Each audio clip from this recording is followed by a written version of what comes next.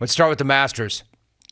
So aside from the weather and the suspensions of play and the course falling apart and the awkwardness, despite all that, it was a pretty amazing weekend at the Masters. In fact, because of all that, it was a pretty amazing weekend at the Masters. And it was nearly the best weekend ever for the Livers and the Rebel Tour. Only to have old Jon Rahm reach into their chest and rip their collective hearts out and snatch their collective souls. Thanks to Jon Rahm and his 30-hole marathon performance yesterday, we did not have to watch a live group celebration on the 18th green. Can you imagine all of them running up on there? And that was the plan, apparently. Thanks to Jon Rahm, we were spared that. Well, the Rahmer and Brooks Koepka. I want to say huge ups to the big head, by the way, for nailing another major champion. Remember some of you were critical? Well, maybe not some of you, but one dope. One dope who said, come on, Rahm, can't you get that guy to work more than one day a week? Why is he not coming in on Thursday before the event? I said, because when he comes in on Friday, he's been nailing it and making you money. Why are you so greedy? Well, he did it again. James Kelly came in here on Friday. He picked Rahm, even though Koepka was at that time curb stomping the field. So big ups to James Kelly. But bigger ups to me for hitting Rahm at plus 1,000 before the tournament and not a day in. Hip, hip, hooray! I had a pretty good weekend betting, and that's not always the case. Hit a couple at the UFC event in Miami. Hit Rahm. Had some good things go down. Actually, Jon Rahm finished like the beast and the icon that he is. Koepka inexplicably let it get away and then owned it after the fact. So Rahm goes legend by winning his second major, returning to world number one, and did something that no other European player has ever done. Win the U.S. Open and the Masters. Even he wasn't aware that that had never been done before, which makes him all the more iconic and legendary even before, which is what he was before. But he acknowledged that it almost didn't happen. Keep in mind, no European's ever done that before, and he's done it by age 28. I mean, legend, icon. But Rahm himself acknowledged it almost didn't happen and actually blamed it on Zach Ertz. Love Jon Rahm. This dude's great. I love him. The patrons loved him. That one killed with the patrons. Or the patrons, I should say. The dude was just trying to wish you luck, man. You didn't have to put this guy on blast like that. Yeah, I think I'm just going to name names. Not this guy shall remain anonymous, but he's won a Super Bowl. No, I'm just going to put it out there. I'm going to name names. Zach Ertz. Don't ever do it. E-R-T-Z. Zach Ertz. And if not for Zach, I probably would have won this thing by 6 strokes. So don't ever do that again, Zach. You got that Z.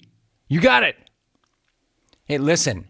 Yes, there were 71 holes left, but the fact is, the last time somebody won the Masters with a double bogey to start that tourney was 7 decades ago. Never mind not being able to win the Masters on the first day. You can't. You sure as hell can lose it. During the third round, everything was smooth sailing for Rahm. And yesterday, he erased a 4-hole deficit to win by 4, in the process saving us from the aforementioned cheese-tastic 18th hole live party. However, it was not all bad for the Livers. In fact, it was pretty damn good for the Livers. They had themselves a tourney. They ended up with 3 of the top 6 finishers. And somehow, one of those top 6 finishers was the man who looks a lot more like a Dyer than a Liver. A man you clones were calling Phil Mickelson last week. Mickelson. What? I didn't make that up. Let's keep it real. Because that's not very funny and beneath me. But What? you clones were very happy with yourselves for glossing him Phil Mickelson. I'll tell you what. Toughen up. I'll tell you what. The guy was incredible. somehow, some way, quote, Sickelson finished tied with Koepka for second overall in the tourney. On Friday, I was worried for this guy's physical well-being. I was. And I was so stunned at the state of the dude. I mean, the entire state of the dude. The state of his reputation, the state of his legacy, the state of his fan base, the state of his face, or what was left of it. Mostly the state of his face. But still, man, it was wild to see Phil at Augusta being awkward as hell and refusing to speak to anybody and looking like he saw a ghost and then turning into that ghost, all without his adoring crowds following him around and watching his every move. But then that all changed. It all changed yesterday when this dude somehow, some way, miraculously pulled 7 under for the day out of thin air. I mean, he still looked like a dude who saw a ghost and then turned into that ghost, but he also looked like a damn good player again. A player who just went out and put up the best round ever at Augusta for somebody over 50 and just became the oldest top 5 finisher ever at the Masters. Apparently that whole not eating food thing is working wonders for Phil. I mean, who knew it was that simple? There's intermittent fasting, and then there's constant fasting, forever fasting, nothing but fasting. Apparently, Phil found the fountain of youth, and it's just called not eating. It seems sort of risky, and he looks like Skeletor and kind of freakish. But I guess if that's the result you get, I'm going to look into it. I mean, it's incredible how that guy finished.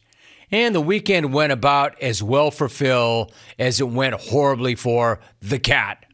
I think we know most cats hate rain. And that was one miserable cat out there in the rain on Saturday. I'm not sure I've ever seen anyone as miserable as Tiger was out there trying to finish the 3rd round in those elements. Clearly, his glutes were not firing, and neither was anything else. He did tell us last week that the pain was constant. It's constant. The pain was constant. It's constant. And clearly so was the misery. Honestly, it was pretty painful watching that dude limp around. Honestly, we see cat, mate. It was actually a relief to see him withdraw. I mean, credit to the cat for making it out there. Credit to him for making his record-tying 23rd straight cut. But it's hard to imagine the guy killing himself, continuing to kill himself just to show up for the majors with the goal of merely making the cut and finishing. And don't tell me he's there to win it. Don't tell me second place sucks. Don't tell me that he wouldn't be out there if he didn't think that he had a shot. Because the guy's not competitive. He no longer is. Understandably, he nearly lost his leg a couple of years ago. I mean, the fact that he's even out there is pretty miraculous, but don't tell me he's out there because he has a chance to win it when we know that's not the case. He knows that's not the case. So why is he out there? It's painful to watch. I hate to see it. The dude seems way too proud for that. And yes, even he has to know he's never going to contend for anything that matters ever again on the PGA Tour. If he wants to wait for the Champions Tour and maybe get better physically, I could see that. Possibly. But the truth is, as pumped as everybody was to see him hit the course again, nobody wants to see that dude go out like that. It's painful. And I'm not sure why he'd even want to. For who? For what? Robert Lusetich, who's going to join me in hour number 3, I thought said it best. He said even 63-year-old Freddie Couples lapped the cat this week. And he did. 63-year-old Freddie Couples lapped the cat. And by the way, Fred is still cool as hell. Fred is still cool as hell at 63. Fred will always be cool as hell. Fred will be cool as hell even when he's in the ground. Fred is never not cool. I love Freddie. I've always loved Freddie. Everybody loves Freddie. And he did lap the cat. Thank you so much for watching. Please like, comment, and subscribe. And hit the bell to be the first to know when we do upload a new video.